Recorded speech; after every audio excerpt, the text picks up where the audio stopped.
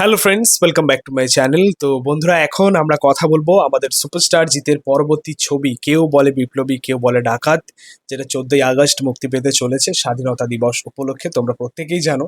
So এই ছবির আরও একটা গান, মানে দ্বিতীয় গান মুক্তি পেয়েছে। গানটার নাম হচ্ছে ভোর, যেটা আজকে সকালেই মুক্তি পেয়েছে। এই ছবির প্রথম গান রিলিজ করেছিল তোমরা জানো, গানটার নাম হচ্ছে জাগো দেশ, সেটা দারুণ সাড়া ফেলেছিল আর কি। সো দ্বিতীয় গানটা ভোর, এই গানটা এখনো পর্যন্ত আমি 4 থেকে 5 বার শুনে নিয়েছি। অ্যাকচুয়ালি গানটা এমনই একটা ট্র্যাক, তুমি একবার শুনবে তোমাদের বারবার শুনতে ইচ্ছে করবে, এমনই একটা গান হয়েছে। সো যাই হোক, ওভারঅল কেমন লাগলো, এই গানটা কেমন ওয়ার্ক করলো, সেটা নিয়ে আমরা কথা বলবো। কিন্তু তার আগে একটা ছোট্ট রিকোয়েস্ট আমার। দেখো, এই রিভিউ করা বা এই বিভিন্ন রকম আপডেট দেওয়া, এই সমস্ত তোমাদের জন্য, এবং তোমাদের জন্যই সাহসটা আসে। তো অবশ্যই তোমাদের সাপোর্টটা আমরা চাই। চ্যানেলটাকে অবশ্যই সাবস্ক্রাইব করেছো, 5 টাকা বেল আইকনটাও প্রেস করে দিই পরবর্তী সমস্ত ভিডিওগুলো আপডেট পাওয়ার জন্য। এইটাই একটা জাস্ট ছোট্ট রিকোয়েস্ট তোমাদের জন্য, ঠিক আছে?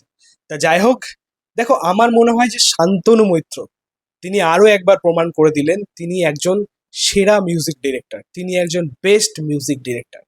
সিরিয়াসলি, জাগোদেশ অত্যন্ত পাওয়ারফুল একটা গান ছিল। এবং এই দ্বিতীয় যে গানটা আমরা পেলাম ভোর, এটাও কিন্তু অনবদ্য একটা গান হয়েছে, মানে অসাধারণ একটা মেকিং মিউজিকের, মানে যেরকম সুরের কাজ হয়েছে, যেরকম পুরো মিউজিকের প্রেজেন্টেশন, এক কথায় দুর্দান্ত। সত্যি মানে গানটা একদম, কি বলবো, মনে গিথে যাচ্ছে। এবং একটা গুজবাম কাজ করছে, তোমরা গানটা শোনো, হেডফোনে শুনবে আরো ভালো ওয়ার্ক করবে। একটা গুজবাম কাজ করছে। পাশাপাশি যেরকম লিরিক্সের কাজ হয়েছে, ভোর হয়তো কখনো আসবে, ভোর একদিন আসবে, সুন্দর একটা মিনিংফুল লিরিক্স হয়েছে, অসাধারণ। মানে গানটা যেটা বলতে চাইছে সেটা কিন্তু দুর্দান্তভাবে ওয়ার্ক করছে, ইমোশনটা খুব ভালো ওয়ার্ক করছে লিরিক্সের মধ্যে দিয়ে। এছাড়া গানটা যিনি গেয়েছেন অদ্রিজ ঘোষ, অসাধারণ গেয়েছেন। একটা ইমোশনাল ট্র্যাক, এই ভয়েসে দুর্দান্ত ওয়ার্ক করছে, মানে সত্যি বারবার শুনে যাওয়ার মতো সুন্দর। মানে ওভারঅল মিউজিকের কাজ এক কথায় অনবদ্য।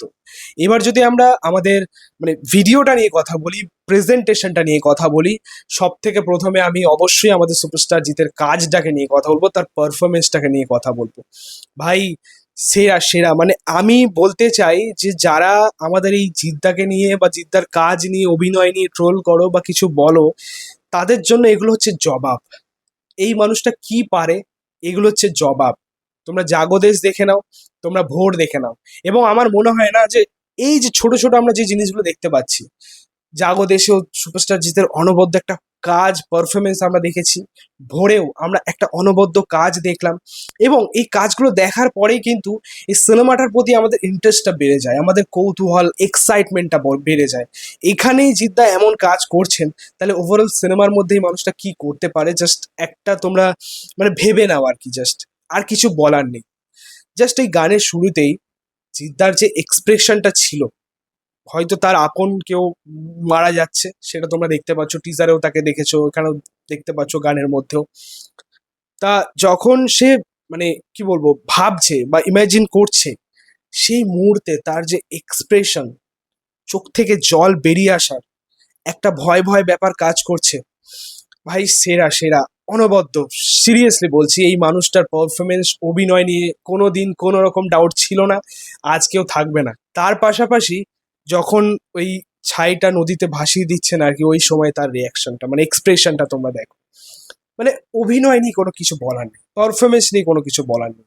এই সিনেমাতে যে সুপারস্টার জিৎ তার 100%-এর মধ্যে 110% দিয়েছেন, সেটা কিন্তু এখনো পর্যন্ত আমরা ফিল করতে পারি, আমরা বুঝতে পারি যে তিনি সমস্তটা দিয়ে দিয়েছেন।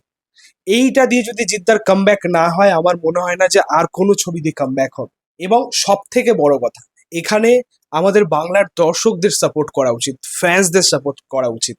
মানে এত সুন্দর একটা গল্প আমরা পাচ্ছি, এত সুন্দর একটা সিনেমা আমরা পাচ্ছি। দেখো, এই সমস্তটাই কিন্তু আমাদের কাছে অজানা।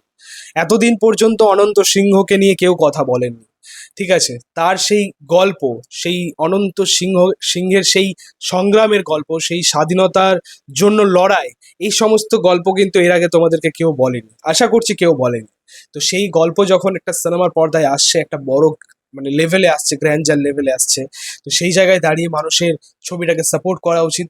ছবিটাকে আরো আরো আরো মানে কি বলবো পুশ করা উচিত, যাতে দর্শক দেখেন, আরো দর্শক দেখেন। এছাড়া গানটার মধ্যে আমরা দেখতে পাচ্ছি যে অনন্ত সিংহের একদম শেষ সময়টাকে দেখানো হচ্ছে, বা শেষ কালটাকে, যেখানে হয়তো তিনি তার বন্ধুদেরকে হারাচ্ছেন, তার সাথীদেরকে হারিয়েছেন, তাদের সাথে কাটানো কিছু মুহূর্ত তার মনে পড়ছে, তিনি ভাবছেন এবং তিনি ইমোশনাল হয়ে পড়ছেন। এইভাবে কিন্তু গানটার প্রেজেন্টেশন হয়েছে এবং সুন্দর একটা প্রেজেন্টেশন, ইমোশনটা কিন্তু দারুণ ওয়ার্ক করছে। ওভারঅল গানটা তো অসম্ভব হয়েছে, সুন্দর একটা প্রেজেন্টেশন গানের, মিউজিকের। আরও একবার আমাদের শান্তনু মৈত্রর অনবদ্য কাজ আমরা পেলাম। সব মিলিয়ে ভোর একটা অসাধারণ ট্র্যাক। তোমাদের কেমন লেগেছে সেটা অবশ্যই কমেন্টে জানিও। ভিডিওটা ভালো লাগলে অবশ্যই লাইক, কমেন্ট, শেয়ার করো। Thank you.